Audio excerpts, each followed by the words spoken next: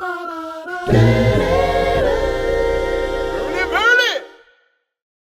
one and all. Welcome to another episode of Various Fields. I am Trey. I'm Hazen Fields II. I'm Lex. And honestly, just because we've been heavy hitting in our last few episodes, we kind of want to bring some levity to our podcast once again. And the best way for me to do that is to talk about the thing that kind of inspires me the most. I love story writing, right? I love storytelling. I love stories in general, right? Whether they're told, written, expressed, hypothesized, or whatever the case may be. I just love the idea of stories being a wonderful way of communicating to people and the human experience, you know, because it just becomes another lens in which we can kind of understand one another. It becomes another language in which we can interpret the meanings of what we feel in an everyday situation, whether it be big or small. But yeah, I like stories in general. This is why you often see books hanging up on the side of my head, right? I have not read all of them, but at the same exact time, they are part of my library and part of my continuing growing library of things that inspire me and which I wish to eventually finish. But for I guess a little bit of a background, I love fantasy, and I like we do love Marvel. We do love superheroes, but I think in terms of I guess a novel genre, I love high fantasy the most. Or I guess you could call it high fantasy. Like we can talk about Tolkien, we can talk about I don't even know, Harry Potter in some respects, right? But at the end of the day, I just love stories in general that primarily have some aspect of magic that can be explained. And I wanted to open up the table to you guys to ask you, what are your favorite genres? I guess, I mean, I fall into fiction. I'm not sure if fiction into fantasy, because I feel like I fall more into like the superhero comics and things like that. I don't think high fantasy is my favorite genre. I do think cyberpunk, sci-fi fantasy, like anything with like neon lights and stuff.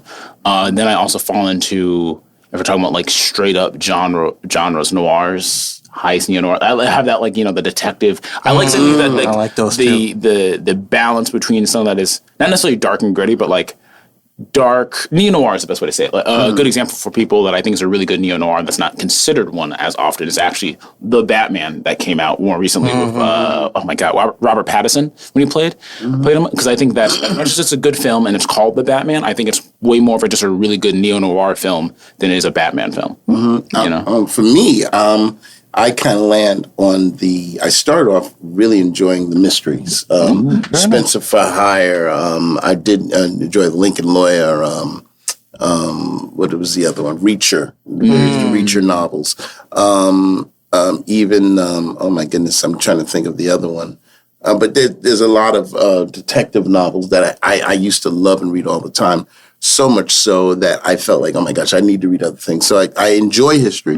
So I started reading more history, more of history and, particularly African-American history, American history, just in all that ties America to us. Getting into that too more recently too. Is that right? Yeah. That's important to me, but it's, but I love where you were going. So let me ask you. Okay, go ahead. I don't think we've ever interviewed each other. What was your first memory of enjoying the story? That's a good question. I guess to keep it keep it wholesome. I do remember. No.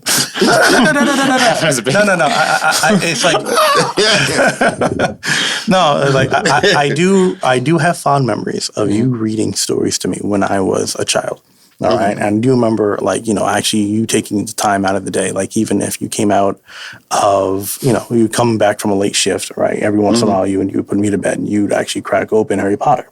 That's one of the few books that you've actually read to me, right? But we were also introduced to stories fairly early on in the aspects of the Bible, and those are read to me at a early age too. So I think a little bit of those pros as well kind of like get stuck inside of me, and understanding, like, not just story for story's sake. It's not just a fact-finding mission. Sometimes stories can be kind of like a proverb. Sometimes it can be kind of like an expression or an example of what it actually means to go through life, and I love those interpretations of what true meaning is, I mean, in between the lines, and then you go deeper into like, TV shows as we were all growing up. Like, mind you, like even now, I have a Tubi account where it's a free thing that you have on every streaming smart TV now, right? Sponsor us, Tubi. No, exactly. And I kind of found a random random channel that was basically 24 hours of Xena, the Princess Warrior. I don't know if you remember Xena. I remember it, but barely. Right, but barely. But I was kind of like just going down memory lane. It was a little bit of the Greek mythology. It was a little bit of it was still fairly high fantasy, but still like just going through the series bit by bit, catching it here and there, just enjoying some of the tales that are just being told by just one perspective. Anything else that I like? I don't know. I've read a little bit of The Hobbit. I read. I'm trying to remember. There was a couple of kids' books. The Magic Treehouse at one point in time was a book series that I picked up on when I was very, very young, and I enjoyed those as well. It was kind of like just an exploration kids novel from like 4 to 7 years old. You're able to read, and those are just entertaining to me, just because it was just another adventure you can go on to. No one really explains why the treehouse was magical, but nevertheless, right? Once you're there, you explore dinosaurs. Explains the lore of the Magic Treehouse. Explore aliens, right? But at the end of the day, it's more about like finding the character within the adventure that they go through that I very much enjoy.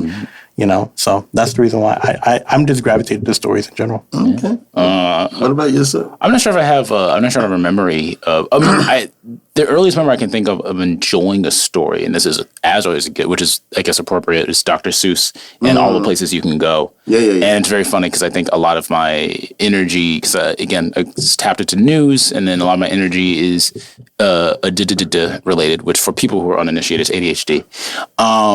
But like I think I'm always been connected to stories that express freedom and things like that. And at an early age, I think it connected to me. Yeah. But it was Dr. Seuss. I'm not sure how I was like, this is deep. I was like, look at that. I can be in a box. Oh, I can meet a fox. That's crazy.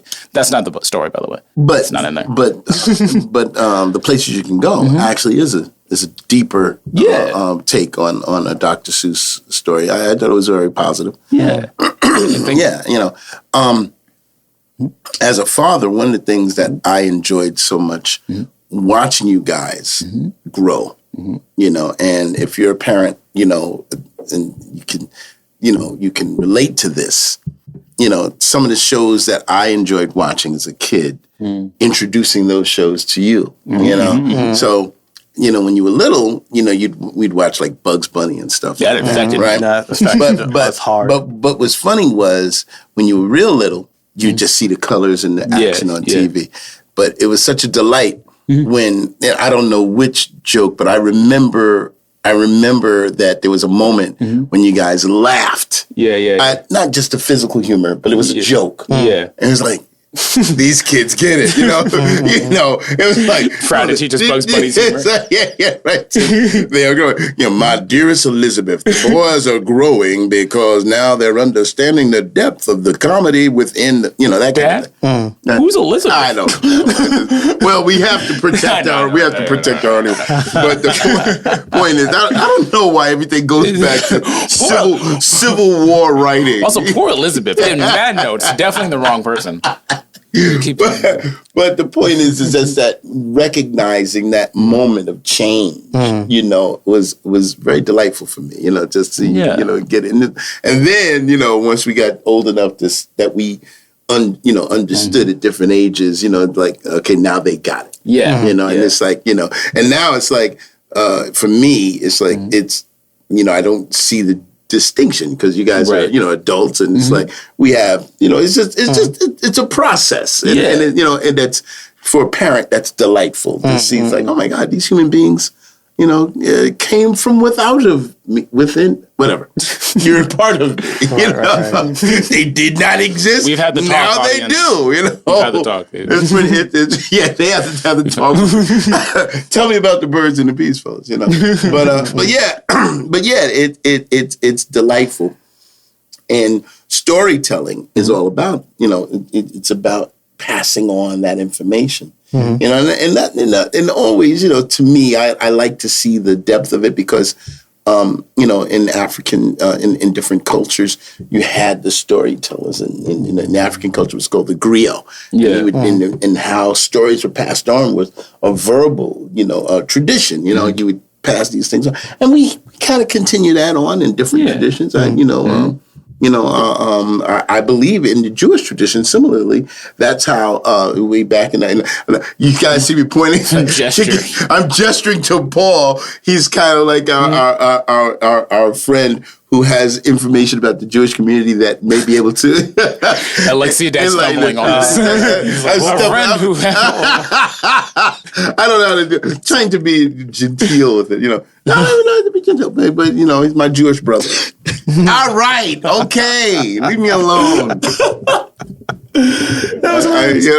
Trying not to get the show, you know, anyway, it's marked or ding. But the point is, you know, if I'm saying it right, that too was storytelling was a part of it, you know, and how you know ancient information was passed on and all that. I think there's a name for a Native American as well. I can't remember. There's a Native American name for when oral traditions were orally passed down, and for the life of me, I'm going to have to Google that. But I remember that being a very specific thing. I think I went to a museum one time, and they Googled like the name for when, or at least the process of it. Maybe is this when oral history or something like that's passed down? I feel like what we can do is while you guys talk, I can look it up. You know, or just be honest and say, what was the name of the oral tradition of the Native American or indigenous people called? That's a misinterpretation, but all right. So let's see. Native American oral tradition we're really is known getting as storytelling or oral literature.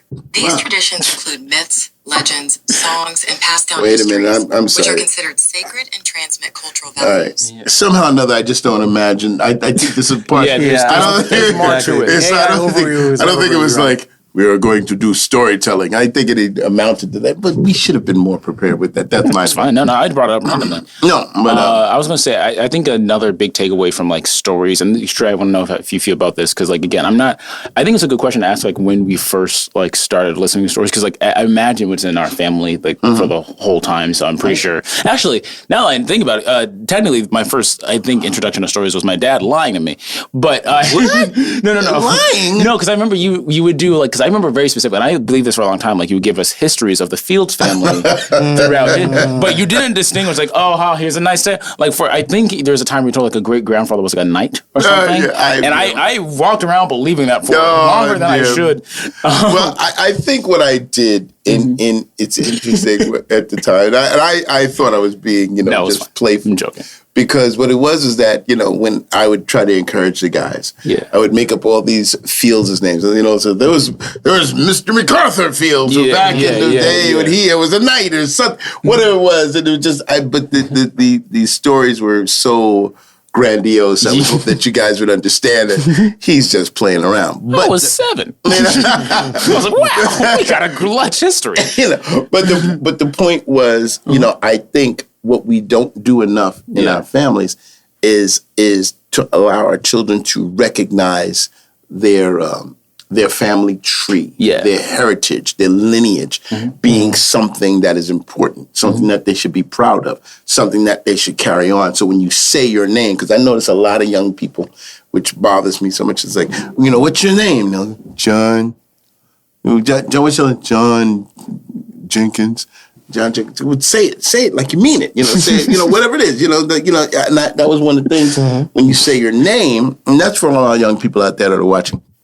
Be proud of your name. If your name is John Jenkins, we don't like you. No, I don't do that. The story. I'm sorry. No, we love you, John Jenkins. But the point is, when you say your name, when you introduce yourself, I would tell the guys, even hand. It's interesting. I know we're kind of doing the stories, but how you introduce yourself has changed. I believed in shaking a person's hand and looking them in the eye, and it's not aggressive, but it's definitely. I think it's aggressive. No, it's an energy of saying I am who I am, and I'm proud of that. And my name is Lexington Malcolm Fields, and I'm in competition with you immediately. Shake my hand. Yo, Shake it. Shake. I always got that with the shake hand thing. It was just like you have to, because here's the thing. I was like, you have to shake a firm hand, like firm handshake, great. But you don't know what a firm handshake is if it's the first time I'm meeting the guy. I have to get the guy's handshake, and then he has to do this, and we have to like, and I'm like, okay, is this firm? And they're like, he has to squeeze harder, and then I squeeze harder. I'm like, when does it get firm? And now we're crushing each other's hands. Right.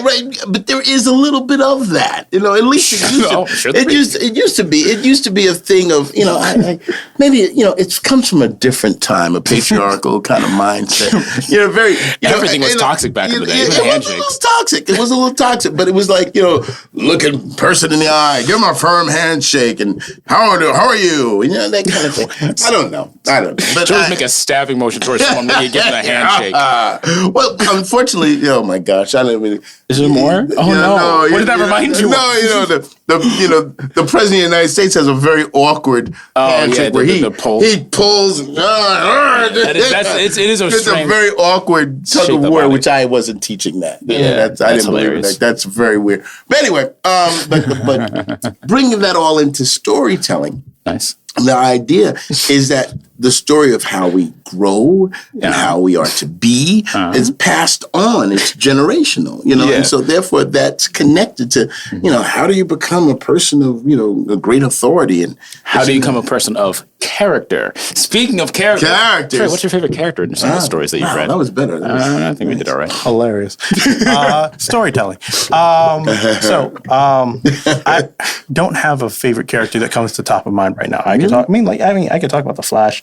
I could talk about I could talk about Sonic the Hedgehog if I really wanted to, but I kind of wanted just to bring it back to like more facts, like the genres and the people that you were talking, like the stories that we were raised on more so than anything else, and I stories guess that influence us a little bit of that, right? And more specifically, just because I was watching a good couple of movies last night, I found out it was very interesting that Paul Bettany, very specifically, has always seemed to play he might be typecasted in this for in the early parts of the aughts as some type of I can't think of the word, some type of corrupt Catholic commando when it comes down to a legion, then priest, and then even in why can't I think of it? The Da Vinci Code. You know what I mean? Like he was playing these three types of characters, and he was Catholic commando, just always a lot of monk-like status. Really? In Legion, he was an angel. In Priest, he was a priest, right? And I guess he was just a devout in the Da Vinci Code, right? What I just thought was interesting. Why was it him? You know what I mean? But it was just I just found it interesting because you said you like noir. Yeah, I think I've fallen into more noir because first off, I think it's genres are kind of weird to me now because there's so many different types of film and art and media and things like that. So it's hard to fall into it. I think I started liking noirs more because of specifically Blade Runner. Because Blade Runner is a noir, but it's already a flip on noir because it's kind of like the birth of cyberpunk to me, that kind of thing. But it's a long flowing code. He's a detective. It's just always raining in the city, things like that. And then technically a noir again. Batman, I think, falls into the idea. But I'm just talking about these are influences I didn't know that I already liked these things. Interesting. And then you fall into, oh my God, HBO has one right now, and I can't think of. It's that's the most classic noir kind of thing, but. Kind of the classic detectives. And then mainly I started liking noir because in videography, I like contrast a lot.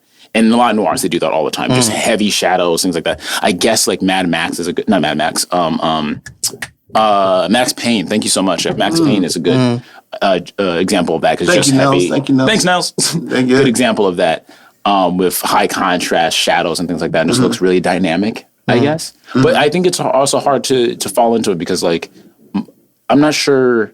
I've always liked, and this is where maybe the heist and the noir thing comes through, stories where people who don't have a lot of power per se, as much as I like superheroes, power, or characters that don't have a lot of power, figure out how to win in some form of fashion. And I think that's usually through a heist, where it's a heist, okay, you have to get a team of people to get this thing, and that's how it comes together. Noir, you have to be very clever and figure this out, and maybe you get hit once, and I feel also I'm not sure if noirs, but noirs to me feel like more of a classic kind of thing. So, you get the one like giant haymaker swing and the guy's like, but then he like pulls out his gun. He's like, I got you. Even though you could have beat me this way, I have this other kind of trick up my sleeve, that kind of thing. And so all these small stuff that kind of led me into this genre, that aspect of it. But I think it's very broad, the kind of stories I like. I fall more into liking characters than I think specific genre. If I connect to a character, I connect to the story. What character comes to mind?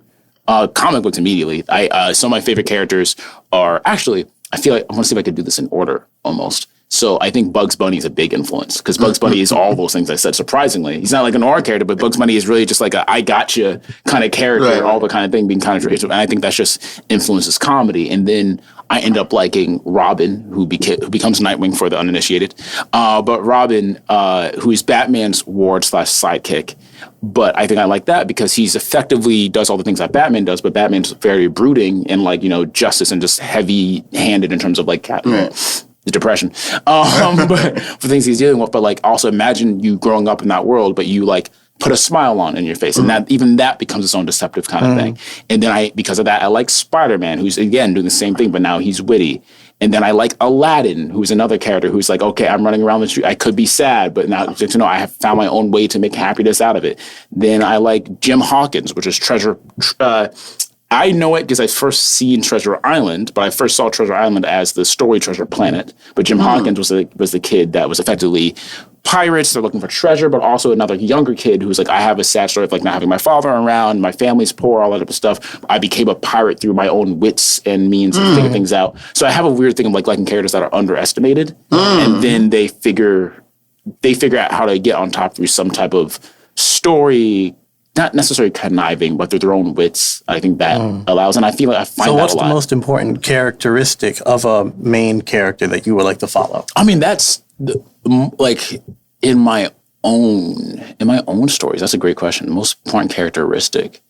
That's tough because like I'm trying to think in terms of stories. It's hard to be like this is my favorite protagonist. But I think I always fall into characters that have a certain level of, I want to call it like dedication plus wit. Something of a tenacity. Tenacity. It's a great combination of those words. Yeah, that is the definition. I'm pretty sure. Tenacity would be a good one where it's not like, because I've always had, as much as I like Superman for what he stands up for, as much as I even like Captain America, I actually technically like more than Superman. And I think because he falls more into like has less raw power.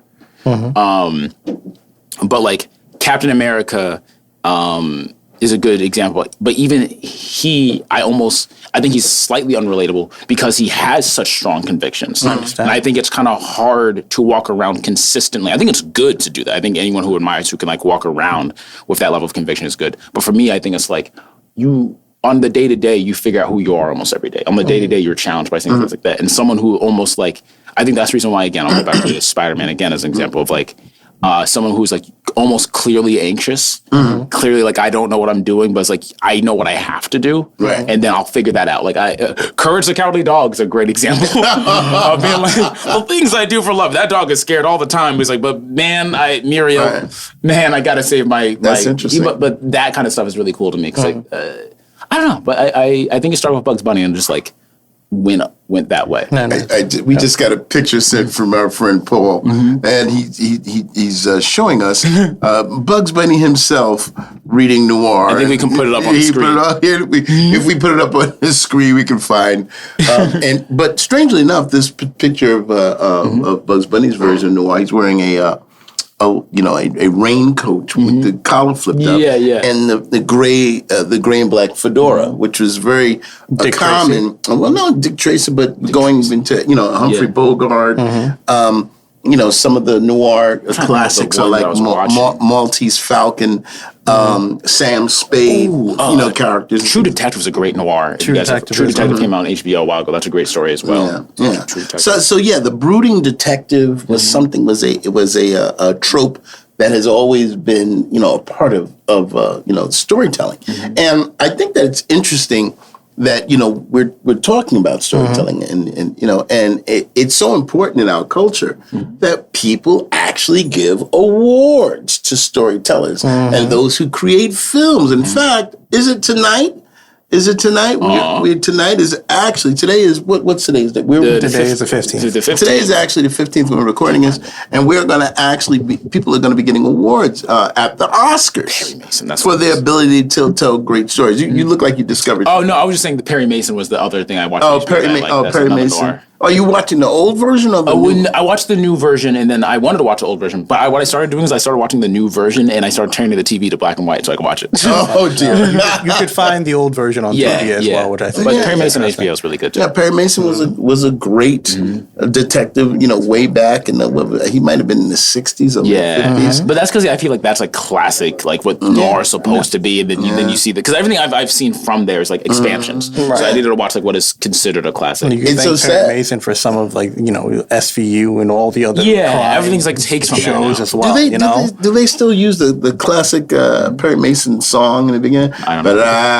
Ba-da-da-da-da. No, I think not the now one I you saw- have dun dun do do do do do. That's what we have now. No, the classic Perry Mason one. I think they did a reprise of it. With the did one they? that I saw. So like like the remix where it's like a little more dramatic, a little slower. So. Chicka, chicka, chicka. No, I mean that's a different. Don't- Perry Mason remix. Perry. That's hilarious. But but Perry Mason was a very popular show for many years. I'm trying to. Oh my goodness! I'm looking at his face. I don't want to call his name. I hate looking up everything. But Perry Mason was a wonderful program that people followed, and he was intense kind of a lawyer. But all of these shows that we watch on television, I find that lawyers are doing things that lawyers are not supposed to do. They do a lot more detective work than they should. You'll find a lawyer climbing in the window of a house. To try to get information. Actually, it's funny. When we tell stories, we reimagine. Or we kind of we kind of romanticize certain things. Like one of the shows that when I was growing up, there was a show called. Oh my goodness. It was a basketball player, and I'm looking at his face now. Oh my goodness, he was a teacher. He was a coach. White Shadow. Thank you so much. White Shadow. Now, White Shadow was a teacher. Remind you, he's a teacher. It's already but he was a teacher. He was a teacher in the hood, and it was, and it was an interesting time in the 70s. That was a trope that was like this tall coaching teacher, white guy that going in this diverse community, black and Hispanic, and he would help. He did more than a teacher should. Playing basketball? No, but it was like a kid would have problems at home, or he would find himself in the area, sometimes stopping crime. Dangerous Mind. Oh, Dangerous Mind. Dangerous Mind. Dangerous Mind, that thing, but they find themselves in these things, doing that which was considered good, but it was interesting, but it's like the things that he would do now Be kind of a stretch. he would be fired, because he was way too involved, he'd end up punching out someone in the neighborhood on behalf of the child or something like that or whatever, or screaming at the kid in a way, It's that been was an awkward PTA meeting. absolutely. It was like that, but we kind of want our doctors on television to do more. I mean, we did that with all of our doctors did the same thing. They'd sneak into rooms. That's true. I know House. I think House was on. Yeah, exactly. Yeah. But what is it? What is it about us that we want people to go the extra mile and not just give you a report? You got to change your diet, as opposed to climbing in your window. You've got to change your diet, Fields. I think it's like the protagonist. I don't want to call it protagonist theory, but when people see themselves in the main character, but you want things to be interesting, and I think that's a fun aspect of storytelling. I was going to ask you, Trey, the same question: if you have like favorite characters or stories that you specifically think influence who you are. Because that's the thing. Because I think a lot of my stuff is like, again, I without shame, I think when I was a kid, I tried to emulate Nightwing, both doing like backwards and stuff. Really? But absolutely. But as a kid, even when I watched things that I even knew I couldn't do, like there's animes, Dragon Ball Z. I think so many kids out there try to do a Kamehameha, where you just interchange their hands, but you don't when you're a kid, you don't realize you're emulating for fun, but you don't realize like half the reason I'm emulating is because I think it's cool. Why do I think it's cool? Why I respect this aspect of the character? Why do I respect this aspect? So there are things that like built into it. And I think one of the things I liked the most about Nightwing, and I try to adapt, is that he's just a kind individual and kinder, I think, than Batman. And I think as a kid, I could relate to it more. But then slowly I started being like, you know what? I think using kindness specifically as a strength, seeing kindness as a tool in your utility belt is something that I actually carry with me. Where it's like, it's not just hands and weapons and backflips. It's like, hey, what if I smile before I put my hands up? You know what I mean? But I wasn't sure if anyone else, because I think stories like that or things that really, so anyone else like characters that you think influence you or that you either respect or you feel are adopted into you who you are. Because it's like, you know. Again, I appreciate all characters as they evolve over time, but I think it's more about the transition of how characters are initially seen and how they are more or less naturally taken into like cultures now that I really do enjoy the most. In terms of like character growth? Yes, to character growth, but more specifically, I guess the evolution of characters and where they come from, where they are now. Like one thing I think I've mentioned before in the podcast was the fact that I really appreciated Paul Dini's writing in the animated series Batman, right, in the 1990s, right? When he basically reprised the idea of a C-tier villain, Mr. Zero, right, and made him Mr. Freeze, you know, in which case the episode Heart of Ice was very compelling to make villains more tragic than just stereotypically, bad for bad's sake. You know what I mean? You know, so I very much enjoy. And in terms of like any other hero, like, you know, a lot of characters that have just like an underlying conviction, like we are a huge Spider-Man fans, both of us, right? And I love the fact that like, you know, anyone that wears the cowl, one that wears the name specifically, Spider-Man always seems to be hard pressed by life in general. You know what I mean? And it's always through those convictions, through those points of breaking character and just staying tenacious in everything that they do, that you show that's the heart of what Spider-Man ought to be. It doesn't really matter who's behind it or underneath it. You know, those are the things I very much enjoy. And I guess it kind of like explaining like what makes a character, like what makes them consistent. Like it'll be weird if Tigger decided to say, no, I don't want to bounce today. You know what I mean? Right. But like, you know, it's like, it's like finding those things that make storytelling so compelling because everyone goes through their ups and downs. Right. And yeah, exactly. There was actually a Tigger movie. I was going to say, there was a Tigger. I think there was a Tigger movie where he did get sad. He did get sad. He was like the most wonderful thing about being a Tigger is that I'm the only one. And then you realize, wait, I am. It's a very deep. Yeah, I remember that briefly. He lost his bounce for a little bit, right? He lost his bounce. Right, but like at the end of the day, he comes back, he rebounds, and he becomes Tigger all over again. You know what I mean? And that was the whole point of it. You know, I enjoy those heroic journeys in that respect. You know, you know, obviously, like also loving Greek mythology, I very much loved the entire animated Hercules series. You know, even though some of it wasn't exactly accurate to myth, I don't think Disney would have been able to actually print out all the myths as they were in the Iliad, the Odyssey. But yeah, no, I just love I love the consistency of character throughout time and how it proves time and time again. You know, like when you initially start off with you were talking about Blade Runner, they kind of asked the question, and I think they had the what was it? I forget what the second Blade Runner was called. The most newest one. I think I want to say Blade Runner 2099, but I might be getting that confused with Cyberpunk. But I'm pretty sure I think it's Blade Runner 2099. No, maybe like 2074, maybe like that. Oh, maybe no, because Cyberpunk 2077 is a video game. Okay. Blade Runner 29. I'm going to look it up. Yeah, I always delight when you guys are talking stuff that's over because I don't. Blade Runner 2049. That's what 2049. Right. Yeah. It was just a Blade Runner film. It was with Ryan Gosling. It came out. It's just a movie, but like it's just a reprise kind of the sequel. Like, but you would have heard about this. We've seen it. Was, it seemed to seem familiar. Because the original Blade Runner wasn't that Arnold Schwarzenegger? No. The original Blade Runner. No, that was he was just Han Solo's character. Why am I? Really? Yeah, that was Harrison Ford. Harrison Ford. Was the original Blade Runner? Maybe 1982. Okay, all right, maybe so. Yeah. All right, okay, I get him. I'm not sure if Arnold Schwarzenegger because I think Arnold Schwarzenegger was in something called The Running Man. There was a lot of I think Arnold Schwarzenegger was in Running Man. But anyway, one of my favorite characters that I like, you know, just to bring my friends into it, that my age group, Peter Falk. in Columbo. Careful, you have a YouTube.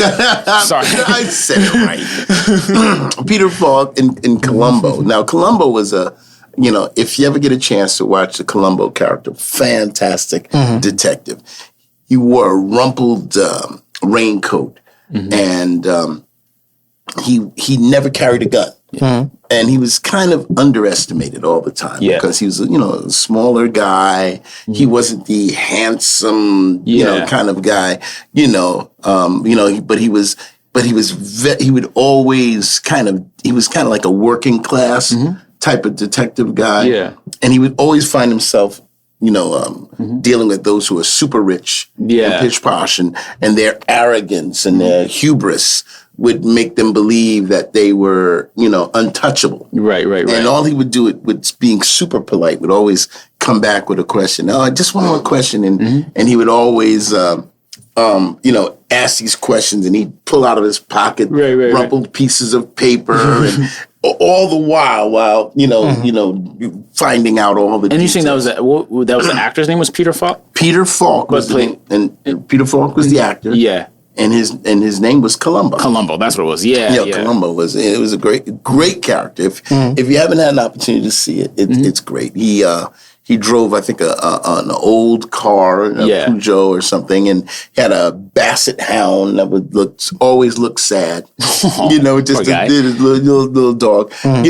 But it was on for many, many years. Yeah. And he would just get people in the corner by just asking all these questions. Yeah. But the way the show would happen, you would see the crime happen in the beginning. Yeah. And you knew what was going on. Yeah. So the whole fun was seeing him closing in on the bad guy. So I like that. I think Columbo, because that's also, I guess, mystery. I'm not sure if O'Connor's a noir, but it could, I think. Well, I think Columbo himself. Not quite noir, definitely more like, I guess, detective mystery. It was a mystery, but his character kind of, was Humphrey Bogart-esque. Yeah. He would kind of, continue to. The coat does a lot of work. Yeah, it is. It's the rumpled coat and the suit and tie. That added to it.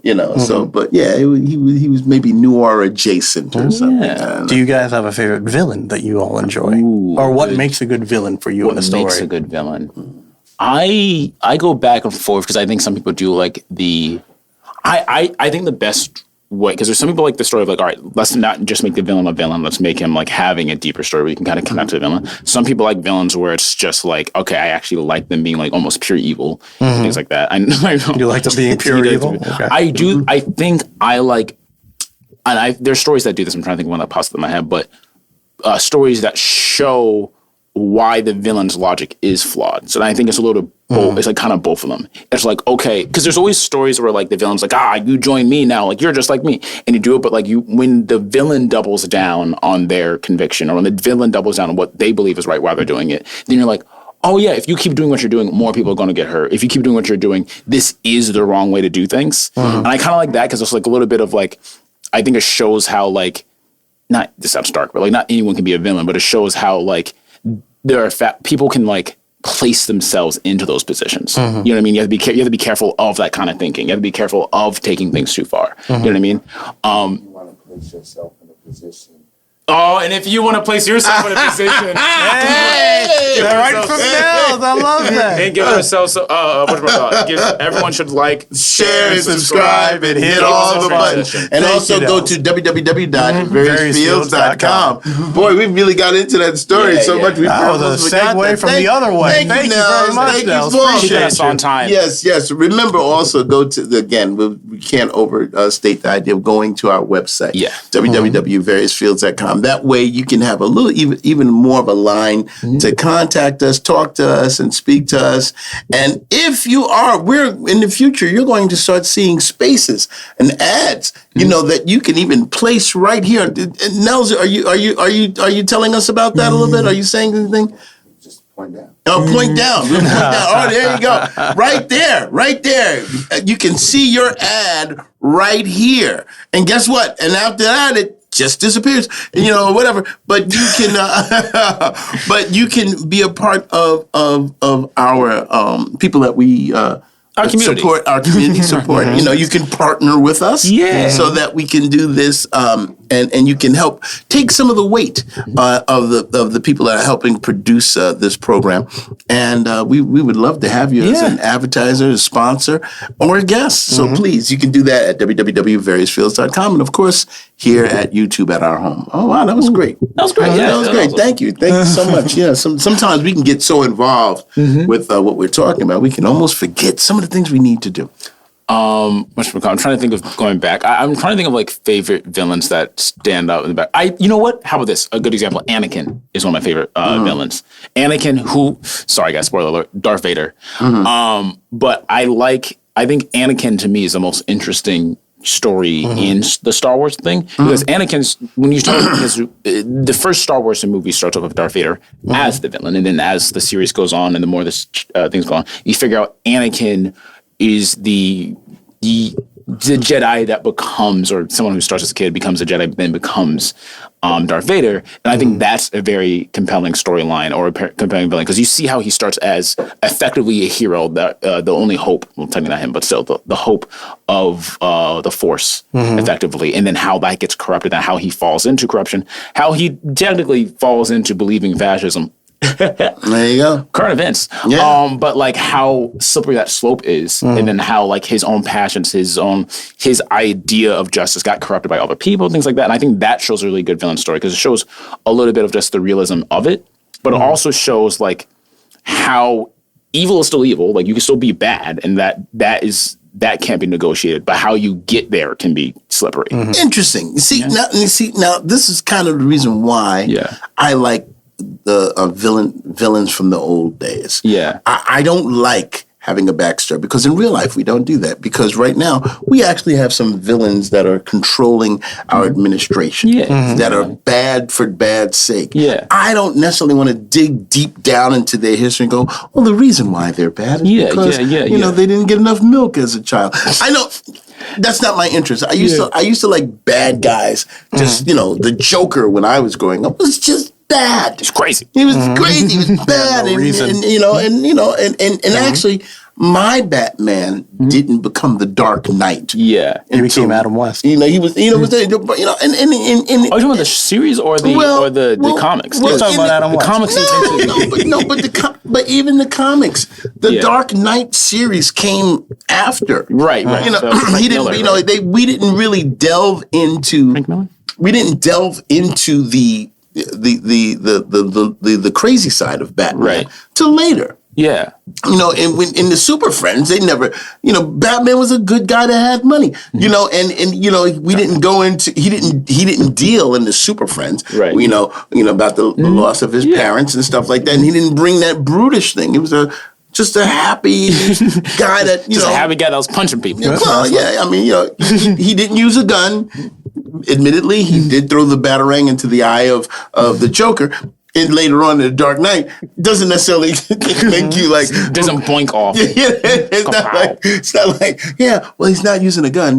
But the point is, it was just a good guy. Yeah. I mean, fighting bad guys. You know, I like my bad guys. Like, why are you being so bad? I don't know. You know, that's a better bad guy. You know, when Batman was originally introduced, there was more of a darker theme to him, right? He was actually, you know, more grappling hook, a little more detective. He was more noir. He's like Purple Gloves. He was more, he was right. definitely more noir.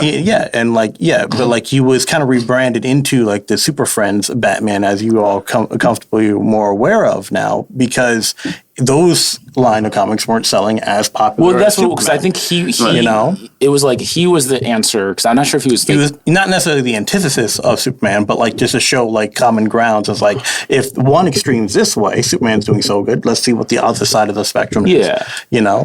Yeah, but I think he came from like more noir film detective kind of stuff, because those comics were really popular at the time, kind of like a Western or anything. Correct. And then comics and superheroes started selling more to kids, so they started making it more kid friendly, make it a little more colorful, and then you got all the characters. But you also got to take it back to film when they started making film. You know, the talkies, as it were. You know, when Batman came about, you were during a time where film noir where action thing was happening anyway. And so it was like, how do you bring the kids involved? In fact, Superman on radio was a little bit noir. On radio you had to play everything because you had the Green Hornet on radio. Is there like is there like a black and white early Batman film? Yes, indeed. There was Black Man. Charlie Chaplin Batman. Well, not quite Charlie Chaplin, but not too far away from it. The suits did not look as well. It looked like the Batmans of old made more sense because it was a person that would make a suit that was not very good. It was it's like, who a common guy making a suit for himself is not going to make an armored suit. He's going to put on a mask and I'm going to get you. And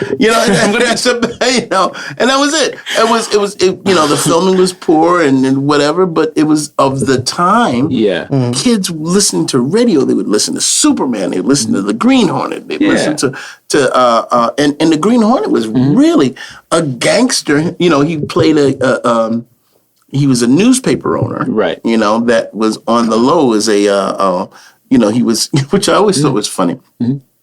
It's interesting to me, and this goes back to America. I hate to go there, but it is. I never understood this. Mm-hmm. The Green Hornet. I forget what his alter ego name was. Reed something. Which is ironic because he was a newspaper owner. So I guess he really believed in reading. Very so. And he had the alter ego when he turned into left Green Hornet. He when he left being the owner of the newspaper, he became Green Hornet. Secret identity. Mm-hmm. However, his sidekick was named Kato when Kato would fight. Mm-hmm. But also, when he wasn't, he was his manservant, as it were. Yeah. And his name was still Kato. That sucks. It's like he didn't protect him as much. It's like, come on, Kato, put on your suit and still be Kato. Similar, it was like the Lone Ranger. I mean, I wear this mask and this is Tonto. His real name was Britt Tonto. Reed, by the way. His real name was Britt Reed. Britt Reed. Mm-hmm. Britt Reed. Gotcha. So Britt Reed would turn into the Green Hornet. But Kato never, it was like it's like he was almost setting him up to be found out. I mean, arguably, who's that working in your house? This is Kato, my manservant. I mean, arguably, if you also are the same guy who is going out and doing vigilante justice, you have the same name, and people figure out who you are. I do think it is still just as scary because then it's like you're not going after the guy. Then it's just like, hey, that's the guy who beat me up earlier. That's snap. That's true, but then you can go after Kato's mom. No, I know. Kato's mom. She's also wearing abdominal mask.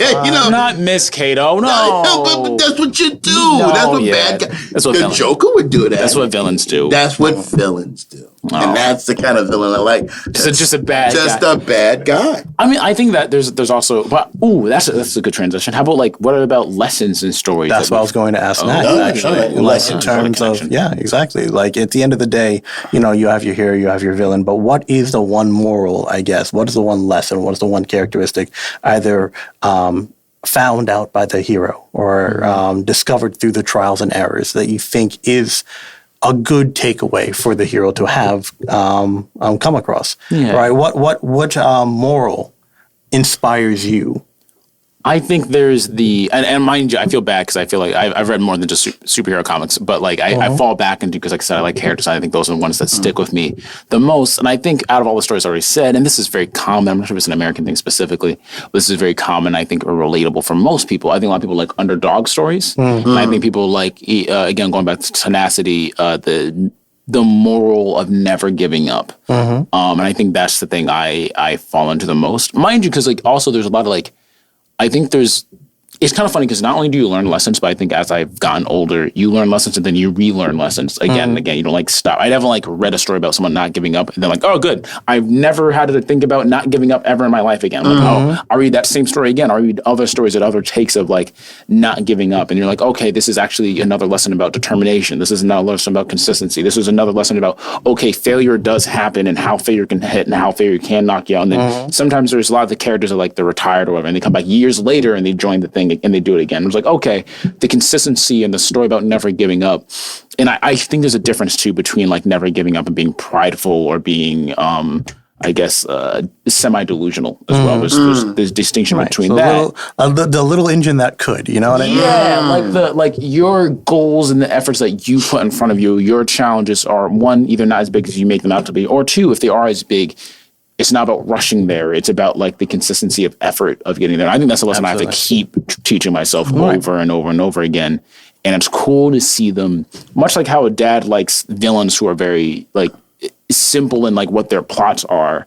I do think I like the stories being contained. That's why I like superhero stories. Your problems always being semi-punchable makes it very easy. It's like, okay, yeah, the problems in life could be institutionalized structures of oppression, or the problems in life could be like, oh, this partner that's like, we have different love languages, and I don't know like how do you connect emotion? Like those are things that take more than like, they take a lot of depth in reading the character and stuff, but also translating that into a story where it's like, okay, I have to do more, work out harder, do certain strongs, and then I can punch my problem in the face. And if I punch it hard enough, it goes down. That feels like success. You know what I mean? That feels like, okay, that feels like a quick version of that attainability. And then when you go out in life, I'm not trying to punch things, but when you go out in life, you have that in the back of your mind of being like, okay, I want to take that same level of energy that I've seen in Nightwing or in Spider-Man or like Robin Hood, but apply it to this more complex structure. And be like, I'm going to keep trying. I'm going to keep believing in myself. And break it down that way. I don't mean to keep coming back down to superheroes, but I do like, I guess the best way to say it is I think heroism is something that can actually be lost in superhero stories. But I think sometimes if you watch the wrong stories, you can think stories are about power when it's more about heroism. You can think of stories about how, okay, we won because we had bigger weapons or bigger guns or bigger muscles. Like, no, it's about what they believed in and like the actual convictions of their belief and people who follow the right thing. You know what I mean? Again, Star Wars is a good example of that, like Rebels and things like that. Where they didn't just win because they were literally the underdog, but they won because their convictions, you know? I liked the stories that when the hero actually helped in totality the underdog. I find now Help the underdog. Well, in other words, like if someone is, let's use someone being tied to the railroad track. I liked simple stories. I don't think the person that was tied to the railroad track was thinking, oh my gosh, I wonder why that dastardly villain did that. Did his mother hurt him? They're worried about the train coming, I'm assuming. But nowadays we have a lot of heroes that help people almost. They help and they like say, well, like they want you to help yourself. So they infuse you with, self-determination, which is fine. But from my day, I don't know if I want, a hero named like 99% Man, and he like, and he unties your left arm and right arm, and you unties your, your right foot, but leaves one foot tied to the track, and like, hey, don't worry, you can do it yourself. That kind of thing. Thanks a lot. Yeah, train's coming. Come on, I'm rooting for you. Tenacity. I don't know if I want that in a hero. I don't want a 99% hero. I like a guy that shows me and inspires me, that tells me that with my actions, I can assist and do that. Yes. There used to be a comic called Underdog. Underdog, yes, there was a comic named Underdog. We can go into that. That was 1960, but he was interesting in himself. But that's my thing. We only got a few minutes left. But thank you, Paul. That's true. Underdog. We have to go into him one day. No, that's fine. Oh no, so with all those together, I mean, we basically made a story right now with us kind of understanding like what kind of genre we like, what kind of hero we like, what kind of lessons you want the hero to have, and what kind of villain you want them to face, right? And I very much appreciate all of that, right? I guess at the end of the day, like what makes with the tenacity and with the common base villain, what is the separation between the ideals of a hero and the ideals of a villain, right? That make that separate, Yeah, there is a lot. There is a lot, right? But I'm talking about like we were talking about simple villains, right? Well, one that I know you and I talk about a lot is the Scorpion. How he was basically created, had no backstory, was a PI working for J. Jonah Jameson, right? And because J. Jonah Jameson had a grunt, all right? Basically said, do grunt things and go after Spider-Man, right? He failed in that attempt. And then because he was a grunt, become a science experiment for me. Because he was a grunt, he did exactly that, right? And then now he becomes a D-list villain for Spider-Man the fight. Sure. You know what I mean? Right? But at the end of the day, like there's a whole lot of character development that Scorpion has gone through. Some can say it was benign regardless over the years, right? But there's certain levels of tenacity that he himself wanted to achieve because there were certain dreams that he wanted to claim for. But if you're talking about the distinction, I do think there's a distinction between what can be considered tenacity and then like revenge. You know what I mean? Like, because here's this is what I mean, and I think that's a fair point where it's like there are aspects where it's like fight for what you believe in and you believe in the wrong thing. Then you can be like, hey, stand up for the underdog, and there's a reason why like maybe your societal thoughts aren't permeated throughout the world. You know what I mean? I think there are things like that, but I also believe that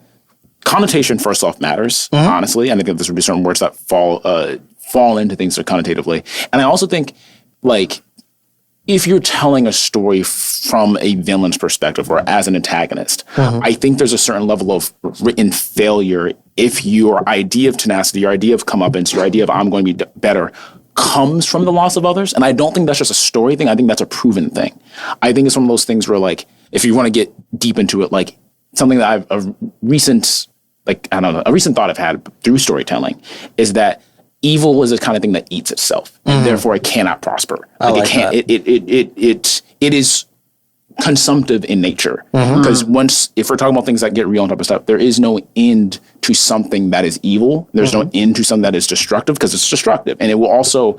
If you don't understand that aspect of yourself as a villain, you will eventually destroy yourself. And most stories that are good tell that story. Whereas like your ideas of this thing will end up destroying who you are. You could have been a good person, but eventually destroyed that goodness in you. And now you're destroying others. And there's no end to that. The difference between that being in tenacity is if you're a protagonist, if you're the good guy in the story, is that your thing brings other people up. It builds, it creates, it creates structure, and there's development from that, and that is something that is continual. And by the nature, your story continues. By the nature, you're giving to others. You literally have to give. You literally have to have something that is the difference between power versus responsibility versus what's the term?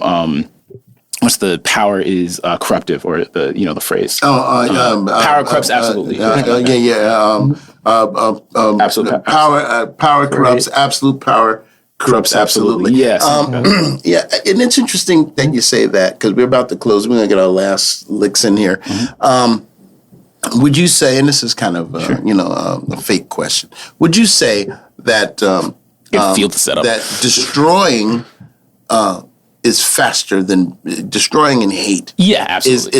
Is faster than building and love. Yes, absolutely. So we may live in times that make us feel hopeless because it seems like destruction and hate and that which is evil is befalling us all around. But through the storytelling and storytelling also through real life, we find that love and that which is good is a slow build. So be not dismayed. Don't be discouraged. Build on that which is good, and you'll see it come to pass. That's the moral of our story. All right. Yes. No. I mean, we have about 2 minutes left.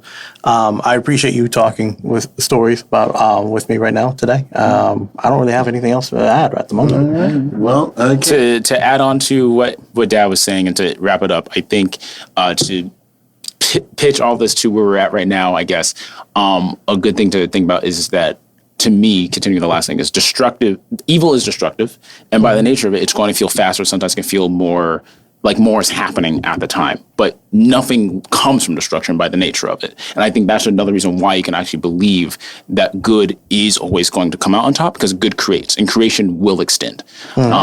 So yeah, that's my last words. Well, this has been another wonderful episode of me and the fellas here, who I love to the moon and back. I love these guys. These, we're here at Various Fields, and we're here every week, and we're telling our story, and we're happy to share it with you. We want you to come back next week, be here with us. We'll have more and more interesting stories here at Various Fields, and today we're going to end this with the two words that are at the end of every story. Absolutely. The two words that the 1, 2, 3. The end.